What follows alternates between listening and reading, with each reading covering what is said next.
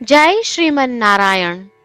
રામાનુજદાસ શ્રીમાન ગટ્ટુ વેણુગોપાલ સ્વામી દ્વારા વર્ણન કરેલ શ્રીમદ ભગવદ્ ગીતાનું ગુજરાતી ભાષાંતર હું આપને કહી રહી છું.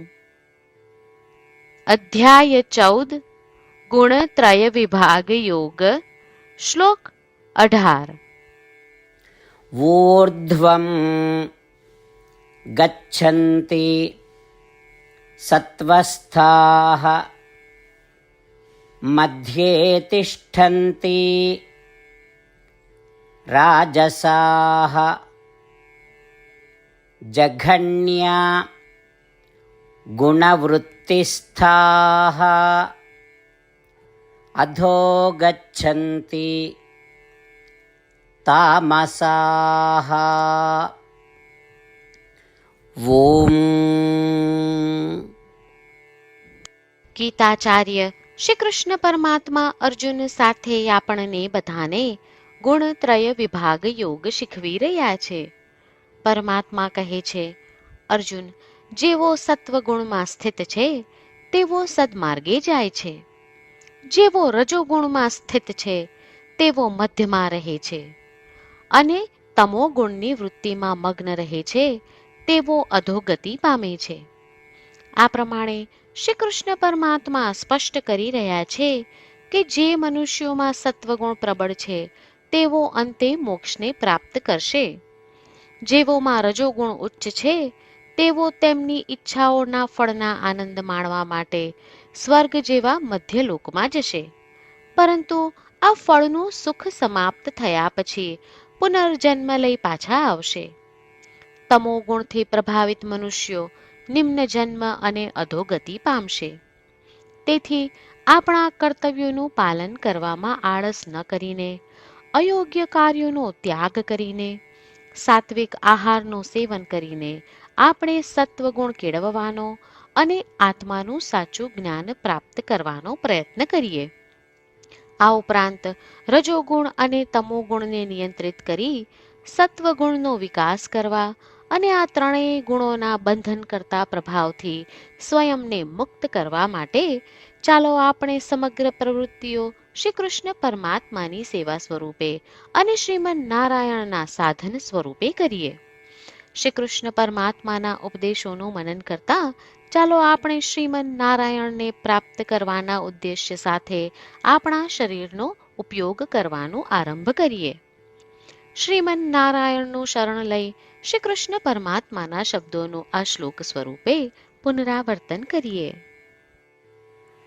ऊर्ध्वं गच्छन्ति सत्त्वस्थाः मध्ये तिष्ठन्ति राजसाः जघन्यगुणवृत्तिस्थाः अधो गच्छन्ति तामसाः.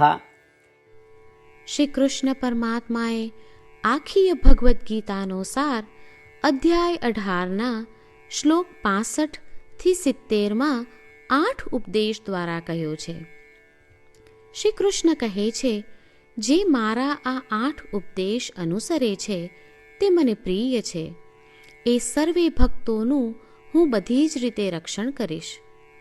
શ્રી કૃષ્ણ પરમાત્મા પાસેથી આખી ભગવદ્ ગીતા સાંભળ્યા પછી અર્જુન કહે છે, કરિષ્યે વચનમ તવ, એટલે કૃષ્ણ, હું તમારી આજ્ઞાનું પાલન કરીશ, તમે કહો છો એમ કરીશ. અને આથી જ શ્રી કૃષ્ણએ દરેક પ્રકારના યશ અને વિજય અર્જુનને આપ્યા છે. તો ચાલો આપણે પણ પરમાત્માને 8 વાતો પાળવાનું વચન આપીએ. પરમાત્માને આપેલા વચનથી મોટી કોઈ પૂજા, તપ કે યજ્ઞ નથી. 8 પ્રતિજ્ઞાઓ જે આપણે લેવી જોઈએ તે હું હવે કહું છું. આપ સૌ પણ એનો મન અને હૃદયથી વિચાર કરો. આ રીતે શ્રી કૃષ્ણને વચન આપતી વખતે આપણે સૌ શ્રી કૃષ્ણની હસતી મુખમુદ્રાનો મનમાં વિચાર કરીએ અને પરમ આનંદનો અનુભવ કરીએ. જય શ્રીમન નારાયણ. આપણા 8 વચનો આ પ્રમાણે છે. આપણું પહેલું વચન, હે શ્રીમન નારાયણ, તમારા ઉપદેશ પ્રમાણે હું હંમેશા તમારું ધ્યાન અને ચિંતન કરીશ. આપણું બીજું વચન: હે શ્રીમન્નારાયણ, તમે કહ્યું છે તેમ હું સદાય તમારી ભક્ત રહીશ. આપણું ત્રીજું વચન: હે શ્રીમન્નારાયણ, હું મારા કર્મો તમને સંતોષ થાય તેમ અને તમારી સેવા માટે કરીશ. આપણું ચોથું વચન: હે શ્રીમન્નારાયણ, તમે અનુસરવા કહ્યું છે તેમ મને પૂર્ણ શ્રદ્ધા છે કે હું તમારી છું. હું સદાય મારા હાથ જોડી તમને નમસ્કાર કરીશ, તમારી ભક્તિ કરીશ. આપણું પાંચમું વચન: હે શ્રીમન્નારાયણ, હું તમારા શબ્દો યાદ કરું છું. મામેકમ શરણમ વ્રજ, તમે તમારી શરણમાં આવવા કહ્યું છે. શ્રીમન્નારાયણ, હું માત્ર તમારા જ શરણમાં છું. આપણું છઠ્ઠું વચન: હે શ્રીમન્નારાયણ, આપે કહ્યું છે મા શુચ, તમે અમને આશ્વાસન આપી શોક ન કરવા માટે કહ્યું છે, તો હું દુઃખી નહીં થાઉં, શોક નહીં કરું.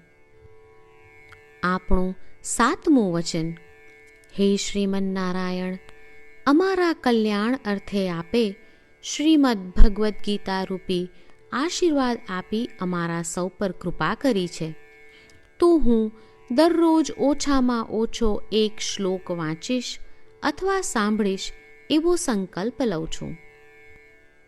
આપણું આઠમું વચન: હે શ્રીમન્નારાયણ, હું ગીતાના દૈવી શબ્દો એ ભક્તો સુધી પહોંચાડવાનો પ્રયત્ન કરીશ જેઓ ગીતાથી અજાણ છે.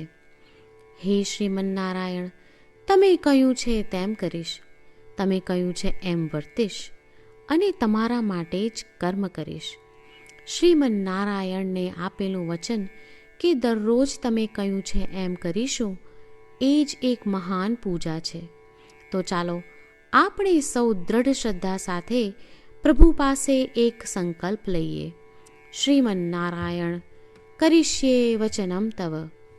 શ્રીમન્નારાયણ, હું તમારી આજ્ઞાનું પાલન કરીશ. સર્વમ શ્રી કૃષ્ણાર્પણમસ્તુ. જય શ્રીમન્નારાયણ.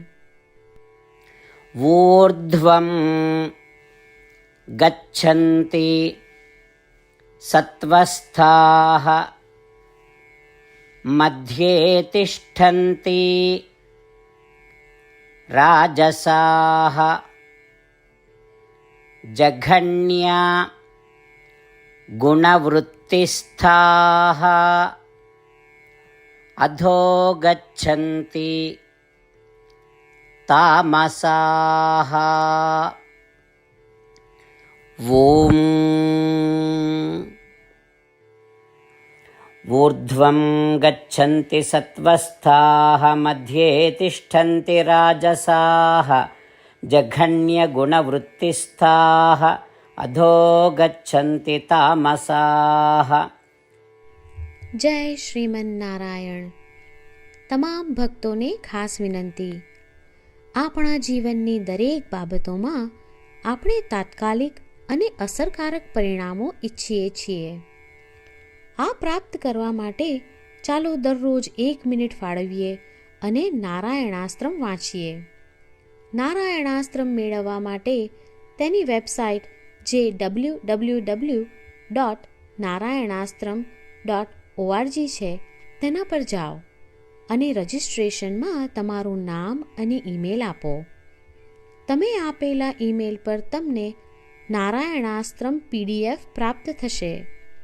PDFમાં રામાયણનો 1 શ્લોક, ગીતાનો 1 શ્લોક અને એક વિષ્ણુ નામ છે. આ 3ને નારાયણાસ્ત્રમ કહેવામાં આવે છે. દરેક વ્યક્તિને આ શ્લોકોનું અલગ અલગ સંયોજન પ્રાપ્ત થાય છે. જ્યારે દરેક વ્યક્તિ 24,000 ભક્તો સાથે તેમના નારાયણાસ્ત્રમને દરરોજ વાંચે છે અથવા સાંભળે છે, ત્યારે સમગ્ર રામાયણનું 1 વાર પારાયણ, શ્રીમદ્ ભગવદ્ ગીતાનું 33 વાર પારાયણ અને વિષ્ણુ સહસ્ત્ર નામનું 24 વાર પારાયણ રોજ પૂર્ણ થાય છે. આ એક અદ્ભુત અને અસાધારણ પરિણામ છે. તેથી તમે અને તમારા પરિવારના સભ્યો તરત જ વેબસાઇટ પર જાઓ અને તમારું નારાયણાસ્ત્ર મેળવો. જય શ્રીમન્નારાયણ.